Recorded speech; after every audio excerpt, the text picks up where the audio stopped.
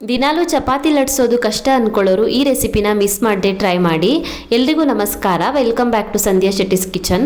ಇವತ್ತಿನ ವಿಡಿಯೋದಲ್ಲಿ ಗೋಧಿ ಹಿಟ್ಟಿನಿಂದ ಕೇವಲ 10 ನಿಮಿಷದಲ್ಲಿ ರೆಡಿ ಮಾಡ್ಕೊಳ್ಬೋದಾದಂಥ ಒಂದು ದೋಸೆ ರೆಸಿಪಿನ ಶೇರ್ ಮಾಡ್ತಾ ಇದ್ದೀನಿ. ಇದನ್ನು ಮಾಡೋದಕ್ಕೆ ಕೇವಲ ಎರಡು ಸಾಮಗ್ರಿ ಸಾಕಾಗುತ್ತೆ. ಯಾವುದೇ ರೀತಿಯ ಸೋಡಾ ಹಾಕೋ ಅವಶ್ಯಕತೆ ಇಲ್ಲ. ದೋಸೆ ಮಾತ್ರ ತುಂಬಾ ಟೇಸ್ಟಿಯಾಗಿ ಸಾಫ್ಟ್ ಆಗಿ ಬರುತ್ತೆ. ಬನ್ನಿ ಹಾಗಿದ್ರೆ ಯಾವ ರೀತಿ ಮಾಡೋದಂತ ನೋಡೋಣ. ನಾನಿಲ್ಲಿ 2 ಕಪ್ ಆಗೋಷ್ಟು ಗೋಧಿ ಹಿಟ್ಟನ್ನು ತಗೊಂಡಿದ್ದೀನಿ. ನಾರ್ಮಲ್ ಆಗಿ ಚಪಾತಿಗೆ ಬಳಸುವಂಥ ಹಿಟ್ಟನ್ನು ತಗೊಂಡಿದ್ದೀನಿ.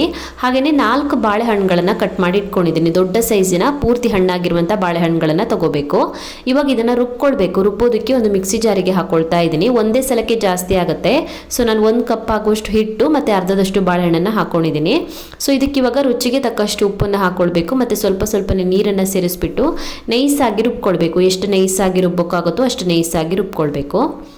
ಸೊ ನಾನು ಹಿಟ್ಟನ್ನು ರುಬ್ಬಿಟ್ಟು ತೊಗೊಂಡು ಬಂದಿದ್ದೀನಿ. ಇವಾಗ ಇದಕ್ಕೆ ಬೇಕಿದ್ದರೆ ನೀರನ್ನು ಸೇರಿಸ್ಕೊಳ್ಬೋದು. ನಾರ್ಮಲ್ ಆಗಿ ದೋಸೆ ಹಿಟ್ಟಿನ ಹದಕ್ಕೆ ಕಲಿಸ್ಕೊಳ್ಬೇಕು. ನಾರ್ಮಲ್ ದೋಸೆ ಹಿಟ್ಟು ಮಾಡುವಾಗ ಎಷ್ಟು ಹದಕ್ಕೆ ಕಲಿಸ್ಕೊಳ್ತೀವೋ ಅಷ್ಟೇ ದಪ್ಪ ಕಲಿಸ್ಕೊಳ್ಬೇಕು.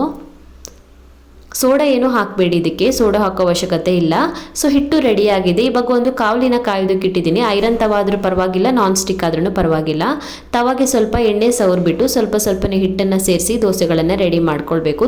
ತೆಳುವಾಗಿ ಮಾಡ್ಕೊಳ್ಳಿ, ಎಳ್ಸೋದಕ್ಕೆ ಈಸಿಯಾಗಿ ಬರುತ್ತೆ. ದೋಸೆ ಹಿಟ್ಟನ್ನು ಹಾಕಿಬಿಟ್ಟು ಮುಚ್ಚಿಬಿಟ್ಟು 1 ನಿಮಿಷದವರೆಗೂ ಕಾಯಿಸ್ಕೊಳ್ಬೇಕು. ಮೀಡಿಯಮ್ ಫ್ಲೇಮಲ್ಲಿ ಕಾಯಿಸ್ಕೊಳ್ಳಿ. 1 ನಿಮಿಷ ಕಾಯಿಸಿ ಆಗಿದೆ. ಇವಾಗ ಇದಕ್ಕೆ ಮೇಲ್ಗಡೆಗೆ ಇನ್ನೊಂದು ಸ್ವಲ್ಪ ತುಪ್ಪ ಅಥವಾ ಎಣ್ಣೆ ಹಾಕೊಳ್ಬೋದು, ಬೇಕಿದ್ರೆ ಹಾಕೊಳ್ಳಿ. ಇವಾಗ ಇದನ್ನು ತಿರುಗಿಸಿ ಹಾಕೊಂಡ್ಬಿಟ್ಟು ಮತ್ತೆ ಒಂದು 30 ಸೆಕೆಂಡ್ ಕಾಯಿಸ್ಕೊಂಡ್ರೆ ರುಚಿ ಆಗಿರುವಂಥ ಗೋಧಿ ಹಿಟ್ಟಿನ ದೋಸೆ ರೆಡಿ ಆಗುತ್ತೆ. ತುಂಬಾ ಸಾಫ್ಟ್ ಆಗಿ ಟೇಸ್ಟಿಯಾಗಿ ಬರುತ್ತೆ. ಇದಕ್ಕೆ ಬೆಲ್ಲ ಹಾಕಿಲ್ಲ ಅಂದರೂ ಕೂಡ ಬಾಳೆಹಣ್ಣಿನಲ್ಲಿರುವ ಸಿಹಿನೇ ಸಾಕಾಗುತ್ತೆ. ಬಾಳೆಹಣ್ಣಿನ ಸಿಹಿಯಿಂದನೇ ತುಂಬಾ ರುಚಿಯಾಗಿ ಬರುತ್ತೆ.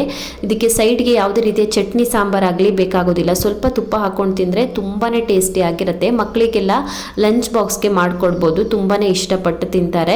ಸೊ ರುಚಿ ಆಗಿರುವಂಥ ಗೋಧಿ ಹಿಟ್ಟಿನ ದೋಸೆನ ಯಾವ ರೀತಿ ಮಾಡೋದಂತ ನೋಡಿದ್ರಲ್ಲ, ನೀವು ಕೂಡ ಒಂದ್ಸಲ ಟ್ರೈ ಮಾಡಿ. ಇದನ್ನು ನಿಮಗೆ ರೆಸಿಪಿ ಇಷ್ಟ ಆಗಿದ್ರೆ ವಿಡಿಯೋಗೊಂದು ಲೈಕ್ ಕೊಡಿ, ಹಾಗೆಯೇ ಕಮೆಂಟಲ್ಲಿ ತಿಳಿಸಿ ಹೇಗಿದೆ ಅಂತ.